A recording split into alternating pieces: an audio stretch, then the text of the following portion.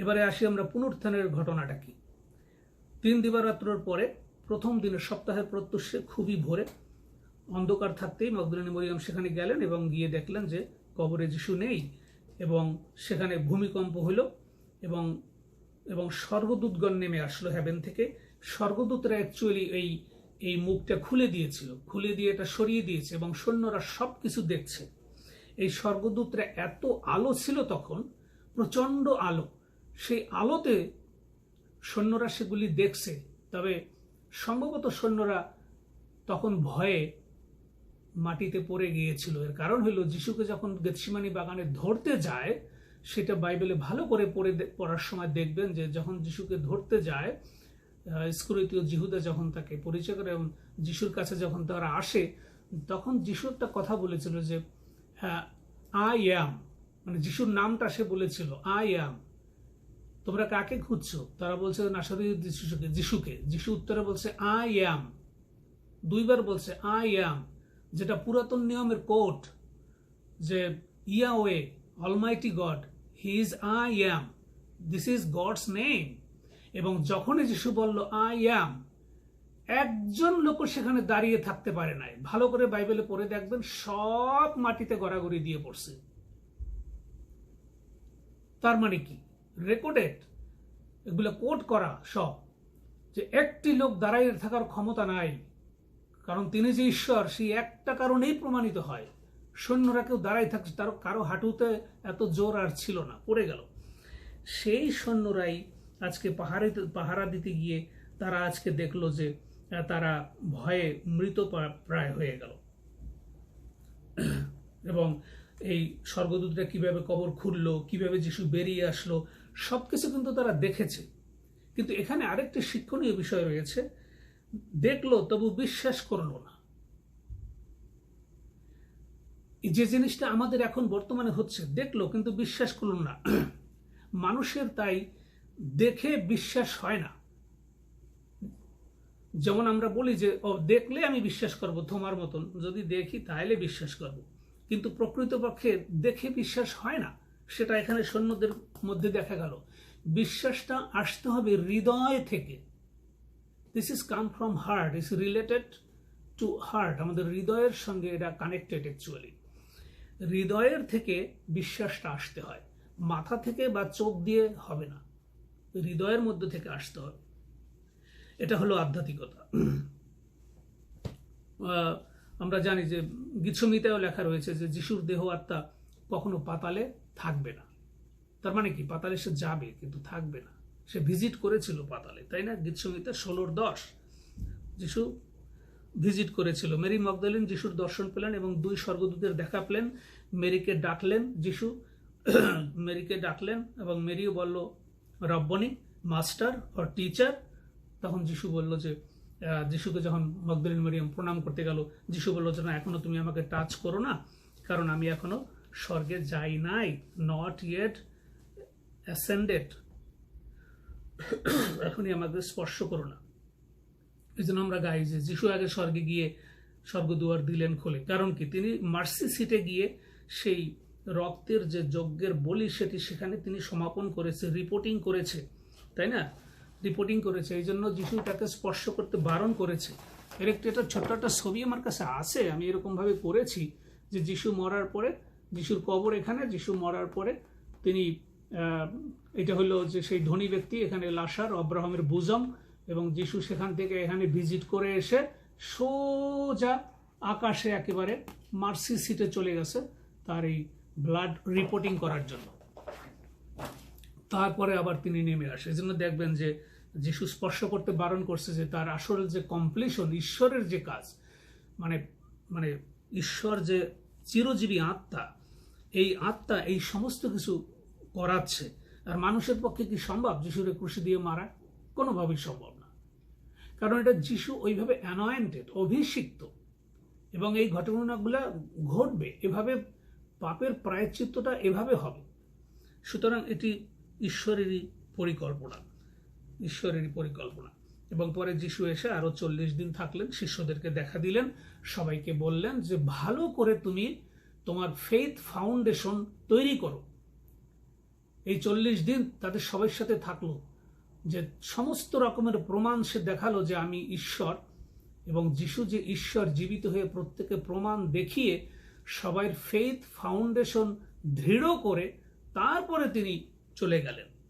সুতরাং এটি বিশাল ঘটনা, যার প্রত্যেকটি জায়গায় ইতিহাস, প্রত্যেকটি মানুষের মুখে, প্রত্যেকটি মানুষের ব্যক্তিগত ডায়েরিতে, সমস্ত জায়গায় লেখা। কি করে মানুষ বলে যে যিশু ক্রুশে মারা যায়নি বা তাকে ঘুষে দেওয়া হয় নাই? এগুলি সবই মন্দ আত্মার কাজ। এবং সেখানে আরেকটি বিষয় আছে, 1 করিন্থীয় 15:12 দেখবো যে এরপরেও কেহ কেহ বলে মৃতগণের পুনরুত্থান নাই। কিন্তু যারা নাই বলে তারা আসলে ভ্রান্ত, এবং আমরা জানি যে তোমার ঘটনা জানি, সবই জানি, কিন্তু আমি একটু স্কিপ করে যাচ্ছি।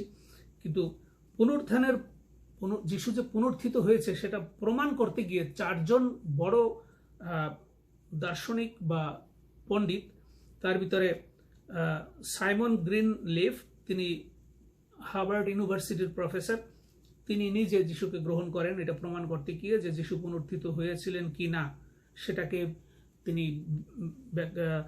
তিনি খুঁজে দেখার জন্য বা সেটা রিসার্চ করার জন্য পরে তিনি খ্রিস্টান হন। ফ্রাঙ্ক মরিসন, যিনি ব্রিটিশ জায়ান্ট লয়ার, তিনি যিশুকে গ্রহণ করেন একই কারণে। এবং লিউ ওয়ালেস, যিনি বেনহার সিনেমা করেছেন, বেনহার সিনেমার যে অথর, হ্যাঁ, লিউ ওয়ালেস, এই বেনহার সিনেমাও আমাদের প্রত্যেকের দেখা উচিত, অদ্ভুত।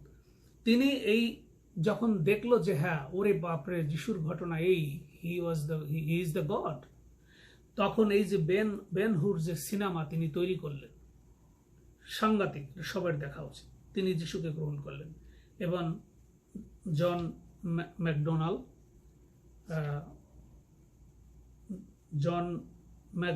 ম্যাকডওয়েল, তিনিও প্রখ্যাত একজন দার্শনিক, তিনিও এই খোঁজ নিতে গিয়ে তিনি যীশু খ্রিস্টকে গ্রহণ করেন।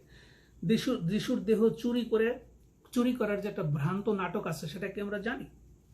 মথি 28:12 দেখবো যে মহাযাজক এবং প্রাচীন বর্গ বাইবেলে বাংলায় লেখা রয়েছে, এটা হবে সানহেড্রিন মেম্বার, মানে ওই পার্লামেন্টের মেম্বার। সেখানে কিন্তু অনেক লোক, অনেক গভর্নমেন্টের প্রধান লোকগুলি এর সঙ্গে জড়িয়ে পড়েছে, এবং তারা দেখলো যে সত্যিই যিশু উঠে গেছে। এবং যখন সৈন্যরা এসে রিপোর্ট করলো যে যিশু তো আমাদের সামনে দিয়ে বেরিয়ে গেলেন, তখনই বলছে যে শাট আপ, মুখ বন্ধ করো, কারণ এটা আমাদের একটা চ্যালেঞ্জ, তোমরা দেখেছো যা, তা কিছুই বলতে পারবে না। তখন কি হলো, বাইবেলে দেখবেন সুন্দর একটা কথা লেখা রয়েছে যে পাহারাদারদের বলল কি, তারা সানহেড্রিনের মেম্বাররা, সদ্দুকী এবং ফরিসি, 2 গ্রুপের লোকই ছিল, তারা বললো যে তোমাদের সবাইকে টাকা দেওয়া হবে এবং এই টাকার বিনিময়ে তোমরা মিথ্যা কথা বলবে এবং তোমাদেরকে যা শিখিয়ে দেওয়া হবে সেই কথা সবাই বলবে। সেখানে একটা নাটকের মতন হয়েছিল যে সবার স্লোগান যেন একই রকম হয়। এই জন্য বাইবেলে দেখবেন লেখা রয়েছে যে তাদেরকে শিক্ষা দেওয়া হয়, একটা ট্রেনিং দেওয়া হয়। যাত্রায় যেমন আমরা আগে মহড়া করি, সেরকম মহড়া করে যে তুমি কি বলবা, প্রত্যেকের কাছে কোশ্চেন করে শিওর হইতেছে যে সবাই যেন একই মিথ্যা কথা বলে, যে যিশু মরে নাই, এটা টাকার বিনিময়ে তারা বলবে এবং তারা প্রধান বিচারককে বা পিলাতকে তারা সেভাবে ম্যানেজ করবে। এই প্রতিজ্ঞা করে তাদেরকে শিখিয়ে দেওয়া হলো যে তোমরা বলে বেড়াবে যে যিশু মরে নাই, বলে বেড়াবে যিশু মরে নাই। তো বা তাকে চুরি করে নিয়ে গেছে, তার দেহ এখানে নাই, যা শিখিয়ে দেওয়া হয়েছে সেই সমস্ত কথা তারা বলেছে। কিন্তু টার্টুলিয়ান নামে একজন প্রখ্যাত লোক সেই সময়, তিনি আর একজন বড় রাইটার, তিনি একজন সেই আর এক ব্যক্তিকে আমরা পেয়েছি যিনি অ্যাপোলজিস্ট, যে আত্মপক্ষ সমর্থনকারী এই ভদ্রলোক, হ্যাঁ, টার্টুলিয়ান। এবং তিনি কোট করেছে সেই সময়, এটা একেবারে 100 সেঞ্চুরির দিকে, যে এমনকি রোমান সাম্রাজ্য যিশুকে তাদের একজন রোমান গড হিসেবে তারা অ্যাকসেপ্ট করে নিয়েছে, এটা হিস্টোরিক্যাল। তো তো এই জন্য যিশু মরে নাই বা তাকে ক্রুশে দেওয়া হয় নাই, এই সমস্ত বোকা কথা এগুলি কারা কোথায় লিখছে কত বছর পরে আইসা, সেগুলিকে কাউন্টার দেওয়ার থেকে আমাদের মূল বিষয়গুলি জানা দরকার। এবং তাদের পিছনে দৌড়াইলে হবে কি, যে চিলে আমার কান নিয়ে গেছে, কানে হাত না দিয়ে পিছনে যেরকম দৌড়ায় সেই অবস্থা হবে। ঠিক আছে? তারপরে থোমা থোমা বিশ্বাস করে নাই। তারপরে বার্নাবাসের কথা বলা হয়েছে, বার্নাবাস গসপেল, সেখানে তো মহা ভুলের একটা মানে কি বলা যায়, কারিগরি ভুল সেখানে। সুতরাং এগুলি কে তৈরি করেছে, কোথা থেকে আসছে, তার কোনো বেজ নেই এবং এর কোনো সত্যতা নেই, এবং সেইটা দিয়ে ডিসিপশন করা হচ্ছে, মানুষকে বিভ্রান্তি ছড়ানো হচ্ছে। এবং আমরা জানি যে শয়তান মানুষের ভিতরে ঢুকে কিন্তু কাজ করে, যেমন ইস্করিওত জিহুদের মধ্যেও ঢুকেছিল। এবং যখন যিশু ভূত ছাড়ায় তখন শয়তান তার ভিতরে, তোমরা কয়জন? আমরা বাহিনী। মাই গুডনেস, এতগুলি বাহিনী একজনের মধ্যে ঢুকে গেল। তো এটি শয়তান করবে, এটা লুসিফারের একটি কাজ, যে ঈশ্বরের প্ল্যানকে কলুষিত করা। কারণ লুসিফার কনফার্ম যে তার 1/3 অ্যাঞ্জেলস সবাইকে নরকে যেতে হবে। সুতরাং আমাদের আত্মপক্ষ সমর্থনের বিষয়ে আমি একটু প্রেরিত পোল কিভাবে আত্মপক্ষ সমর্থন করেছিল এই যিশুর বিষয়ে প্রচার করতে গিয়ে, যে তিনি যে বলেছিল যে আমরা এখন যিশুর এই ক্রুশীয় যজ্ঞ, ক্রুশে যে তার পবিত্র রক্তের বলি হয়েছে, এর উপর যদি আমরা নিজেরা অনুতপ্ত হয়ে বিশ্বাস করি, তাহলে আমরা পরিত্রাণ পাবো। এই সামান্য কথাটুকু পিতর পর্যন্ত বুঝতে চাচ্ছিল না, কেউই বুঝতে চাচ্ছিল না, এবং বিশাল গন্ডগোল। এবং প্রেরিত পোলকে সেই জেরুজালেমে যাওয়ার পরে তাকে মেরে ফেলার জন্য কত বড় গন্ডগোলের সৃষ্টি সেখানে হয়েছিল, আমরা সেগুলি শাস্ত্র দেখলে আমরা পাবো। এবং তারা একই স্টাইল, তাদের লক্ষ্য, লুসিফারিজমের লক্ষ্যটা হলো যে যারা এই হোলি ব্লাড অফ জিজাস বা হোলি ব্লাড ডক্ট্রিনের অ্যাগেনস্টে কিভাবে কাজ করা যায়। এই জন্য পলকে তারা কিন্তু একটা কথা বলেছিল যে তাকে দূর করে দাও, তাকে দূর করতে হবে। 2 বার বলছে, দূর করো, দূর করো, অ্যাওয়ে উইথ হিম, এই কথাটা বলা ইংলিশে। অ্যাওয়ে উইথ হিম হলো জিজাস ক্রাইস্ট। যিশুকে যেরকম দূর করতে বলা হয়েছিল, ঠিক একইভাবে প্রেরিত পোলকে বলা হয়েছিল দূর করতে, তাকে মেরে ফেলতে চেয়েছিল। কিন্তু ফলাফল প্রেরিত পৌল একটা সুযোগ নিয়েছিল যে রাজা যে আগ্রিপ্পো সেকেন্ড, তাকে হেরোদ আগ্রিপ্পো, তার কাছে সে সরাসরি প্রচার করার একটা সুযোগ পেয়েছিল। এখন আরেকটি বিষয়, যে এই যে সদ্দুকী কারা, এখানে প্রেরিত পৌলকে নিয়ে 2টা দল হয়ে গিয়েছিল, একটা হলো সদ্দুকী আর একটা হলো ফরিসি। এই দুটি ক্যাটাগরির লোকের বিষয়ে আমি 2-1 কথা বলতে চাই। সদ্দুকী কারা? এই সদ্দুকীরা হলো এক্সট্রিম লিবারেল লোক, লিবারেলিজম করে তারা শুধু মসির কিছু নিয়ম কানুন মানে, অন্য কিছু মানে না। মৃতদের পুনরুত্থান বিশ্বাস করে না, মিরাকেলস বিশ্বাস করে না, স্বর্গদূত অ্যাঞ্জেলস বিশ্বাস করে না। এরা হলো সদ্দুকী গ্রুপ। সেই সদ্দুকী গ্রুপ স্বাভাবিকভাবেই তাই পলের কোনো আশ্চর্য কাজ, পল যে যিশুর সঙ্গে দেখা পেয়েছে, এর কোনোটাই তারা বিশ্বাস করে না। যার জন্য পলের উপর তারা ক্ষেপে গিয়েছিল যে কেন তপস্যেদের প্রচার করা হয় না, সার্কামসেশন কইরা পরিত্রাণ পাইতে হবে, সেটা বাদ দিয়ে সে কেন বলতেছে যে by grace through faith alone, এটা কেন সে বলতেছে। হ্যাঁ, তো এবং তারা রাজনৈতিক কারণে, সদ্দুকীরা সবসময় রাজনীতি করে রোমানদের সঙ্গে সবসময় তারা বিরোধিতা করত। হ্যাঁ, এবং তারা ধর্মধারণ নিয়ম কানুন নিয়ে টেম্পল কেন্দ্রিক তাদের ধর্মবিশ্বাস ছিল, এবং তারা ছিল তোষামতকারী লোক, এবং মহাযাজকরা এই সদ্দুকীর দলে। আর ফরিসি গ্রুপটা কারা? ফরিসিরা হলো extreme conservative group, traditional Jews, লিখিত এবং মৌখিক 2টা নিয়মই তারা পালন করে। মৃত্যু এবং পুনরুত্থান এবং মিরাকেল এবং অ্যাঞ্জেলস তাও বিশ্বাস করে। তো এখন প্রেরিত পৌলের একটা সুবিধা হয়েছে যে 2 গ্রুপ মুখোমুখি হয়েছে।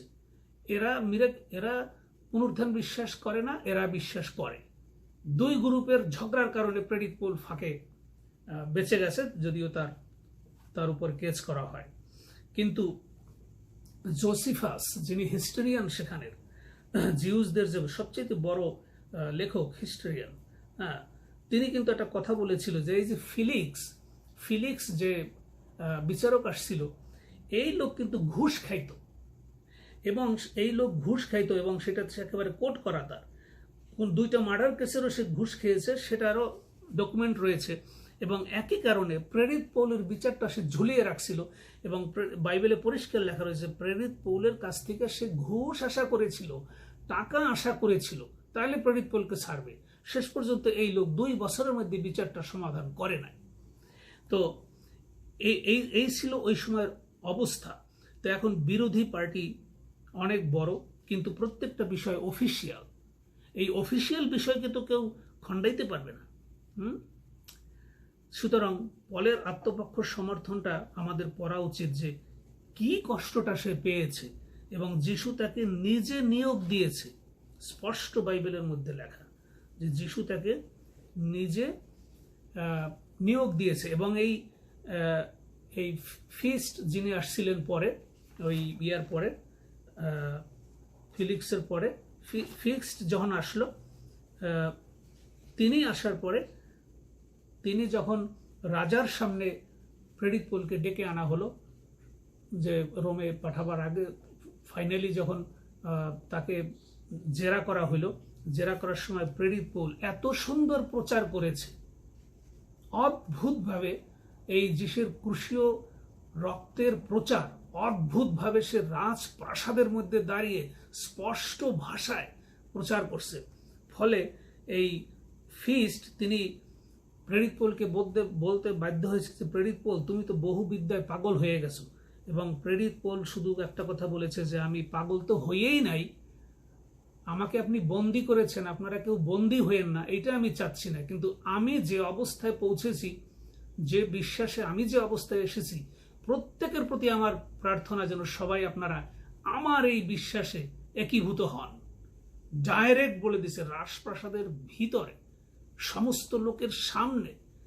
এখন আজকে কোন লোক, কোন রাইটার আবার উৎপত্তি হইল যে যীশু খ্রিস্ট মারা যায়নি, এবং তার প্রচার নিয়ে, যীশু খ্রিস্টকে নিয়ে আজকে এই যে সমস্ত হিস্টোরিক্যাল কোড রয়েছে সেগুলোকে সে কি করে খণ্ডাবে। পুরাতন নিয়মে যিশায় 53 অধ্যায়, সেখানে আমরা যিশুর বিষয় পাবো যে যিশুর ক্রুশে মরতে হবে, তাহার প্রাণ দোষার্থক বলি উৎসর্গরূপে তাকে ক্রুশে যেতে হবে। দ্বিতীয় বিবরণে সেখানে আরেকটি বড় বিষয় লেখা রয়েছে, দ্বিতীয় বিবরণের 17 অধ্যায়, সেখানে ঈশ্বরের একটা নির্দেশ আছে যে যারা চাঁদ, সূর্য এবং আকাশ বাহিনী মানে হলো স্টার, এদেরকে যারা প্রণিপাত করবে, পূজা করবে, তাদেরকে পাথর মেরে মারতে হবে। এটা মসিকে একটা নির্দেশ দেওয়া, মেরেই ফেলতে হবে।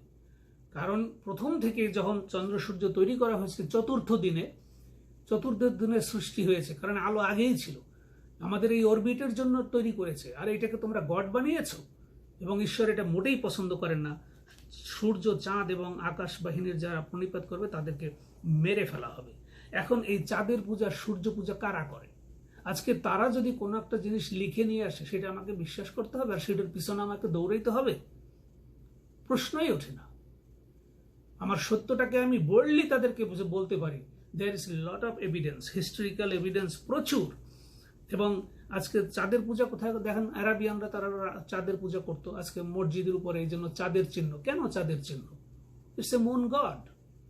এর একটা ব্যাকগ্রাউন্ড আছে, এর একটা সত্যতা আছে, এর হিস্টোরিক্যাল রেকর্ড আছে, এটাকে তো উড়িয়ে দেওয়া যাবে না।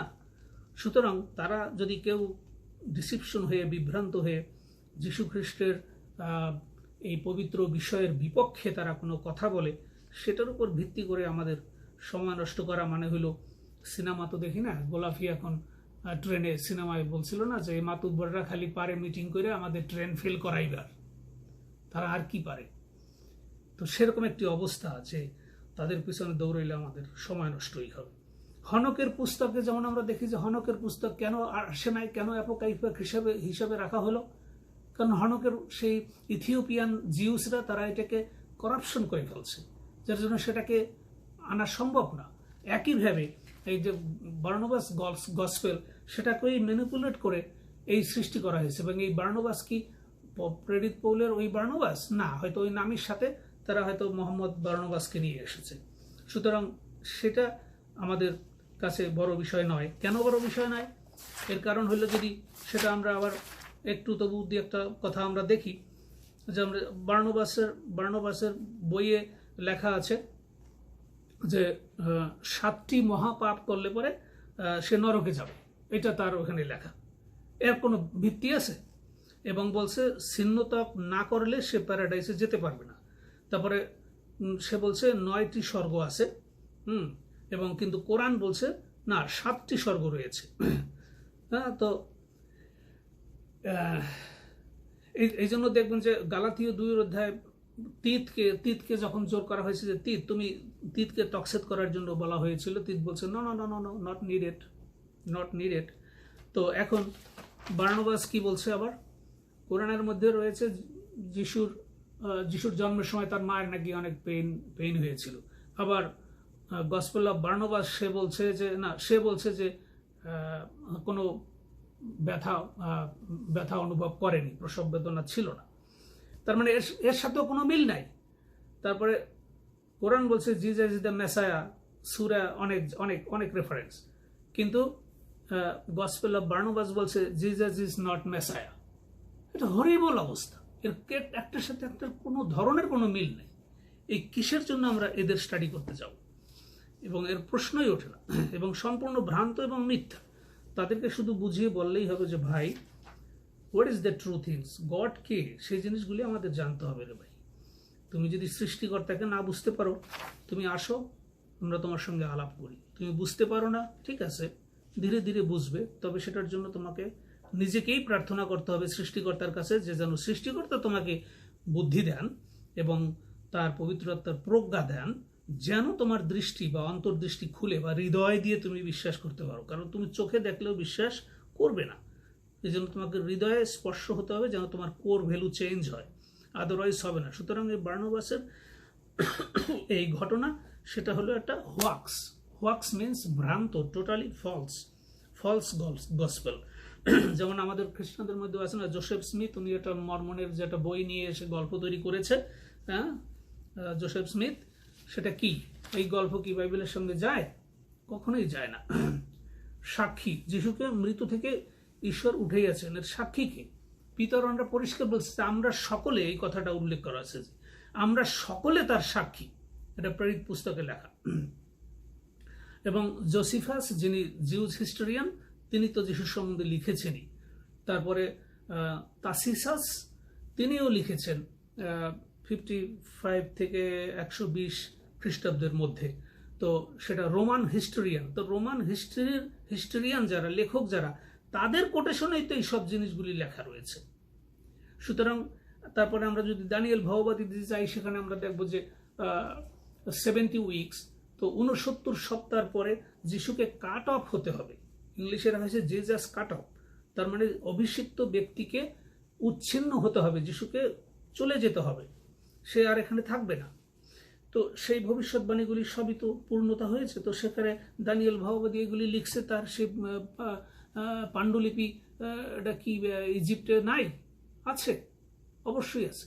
এখন পর্যন্ত ইজিপ্টে সেই জিনিসও রয়ে গেছে যে তারা যখন লোহিত সাগর পাড়ি দিতে গিয়ে সব যে ডুবে মরেছিল, সেই ঘোড়ার যে চাকা পর্যন্ত তাদের ইয়েতে রয়ে গেছে।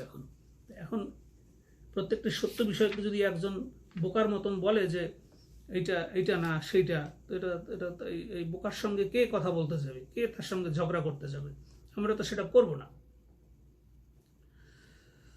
এবং এফিসিয়ান চার্চে প্রেরিত পৌল স্পষ্টভাবে বলে গেছে সবাইকে, যে দেখো, আমি যাবার পরে যে নেকড়ে বাঘরা আসবে, তারা এসে তোমাদেরকে এই ভ্রান্ত শিক্ষক এবং এই ভ্রান্ত ভাববাদী, এইগুলি আমি যাওয়ার পরে এমনভাবে তোমাদের আক্রমণ করবে।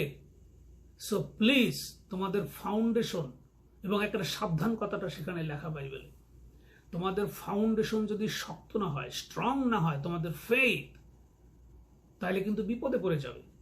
প্রেরিত পৌল আত্মপক্ষ যখন সমর্থন করছে, তার কি এক বিন্দুও মরার ভয় ছিল? তাইলে সে ওইভাবে কথা বলতে পারতো না। সে বলছে, যদি আমাকে মেরে ফেলা হয় হবে, কোনো সমস্যা নাই।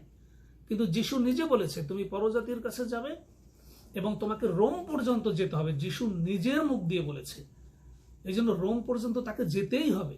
আর যিশু যা বলেছিল এক্স্যাক্টলি সেই ঘটনা ঘটেছে। সুতরাং আত্মপক্ষ সমর্থন অনেকেই করেছে। প্রেরিত পৌলটা সবচেয়ে বেস্ট উদাহরণ, এর উপর দেওয়ার কোনো উদাহরণ নেই। সুতরাং আমরা জানি যে যিশু জেরুজালেমে ঢোকার আগে 4 দিনের মরা লাশারকে বাঁচিয়েছিল। 4 দিনের একটা মরা মানুষকে, পচা মানুষকে যদি একটা মানুষ সবার সামনে জীবিত করতে পারে, আর কোনো প্রমাণ দরকার আছে যে উনি ঈশ্বর না? উনি নিজেকে মেরে নিজে জীবিত হইতে পারে। এটাই হলো যীশু খ্রিস্ট। তিনি হলো অমনিসায়েন্স, অমনিপোটেন্ট, নিজেকে নিজে বাঁচিয়ে রাখতে সক্ষম যে কোনো অবস্থায়। সেটাই হলো তার ঈশ্বরত্ব, ডেইটি। যীশু খ্রিস্ট, হি ইজ গড। মাংসিক বেশে রূপকার হিসেবে জাস্ট আমাদের পাপের জন্য তার পৃথিবীতে আসা, নতুবা সে আসতো না।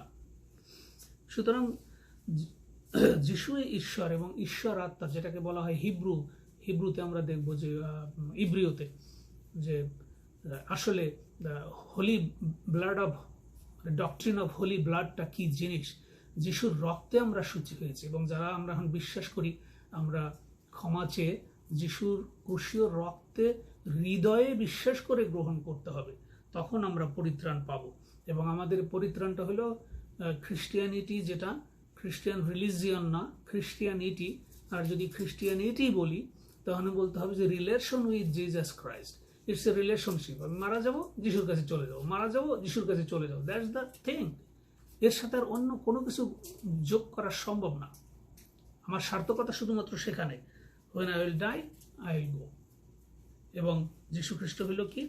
তিনি হইল চিরজীবী, অ্যালাইভ, রেজুরেক্টেড জিজাস ক্রাইস্ট, পুনরুত্থিত যীশু খ্রিস্ট। সুতরাং যারা বলে, হ্যাঁ, এবং আর একটা কথা বলা আছে লুকের 18:8 যে যিশু যখন আসবেন তখন কি বিশ্বাসী লোক পাবেন? আসলে বিশ্বাসী লোক থাকবে না। এর একটা কারণ আছে। এর কারণ হলো র্যাপচারের সময় সবাইকে তো তুলে নেওয়া হলো, একজন বিশ্বাসীও পৃথিবীতে তখন থাকবে না। র্যাপচার হবে হয়তো সেকেন্ডের মধ্যে, র্যাপচার হয়ে গেল। র্যাপচারের পরে বিশ্বাসী পৃথিবীতে একেবারে নীল হয়ে যাবে। এর মানেই কি? তখন যাতনার কাল শুরু হবে। সুতরাং বাইবেলের প্রত্যেকটি কথা একেবারে ম্যাথমেটিক্যালি ট্রু, সত্য। সুতরাং আমাকে তো সেই বিশ্বাস নিয়ে চলতে হবে যে I believe in Jesus Christ. আমি যিশুতে বিশ্বাসী। একজন যদি আমাকে মারতে আসে, কারণ আইসিসরা বেশি মারে, এর কারণ কি? ওরা একেবারে লুসিফারের সঙ্গে ওদের খুব বন্ধুত্ব, যার জন্য ওরা এইসব করতে পারে। কাজেই লুসিফারিজম আছে এর মধ্যে থেকে। যারা যিশুকে গ্রহণ করবে র্যাপচারের সময় শুধু তারাই চলে যাবে, পৃথিবীর থেকে কিছু নেওয়া যাবে না। যদি কেউ খ্রিস্টে বিশ্বাসী হয়, তাকে নিয়ে আপনি আনন্দ করতে করতে স্বর্গীয় ধামে চলে যেতে পারবেন। সুতরাং আসুন বন্ধুগণ, আমরা আরেকটিবার নিজেদেরকে অনুসন্ধান করি এবং কিভাবে অন্য ভাই বোন, আত্মীয় স্বজন, ছেলে মেয়ে প্রত্যেককে একই কথা বলতে পারি যে যিশুকে গ্রহণ না করলে কোনোভাবেই আমাদের এই আত্মাটা জীবিত থাকবে না। আমার আত্মা চিরজীবী হবে যখন আমরা যিশুকে গ্রহণ করি। সবাইকে ইম্মানুয়েল, সবাইকে ধন্যবাদ ধৈর্য ধরে শোনার জন্য। God bless you all. By.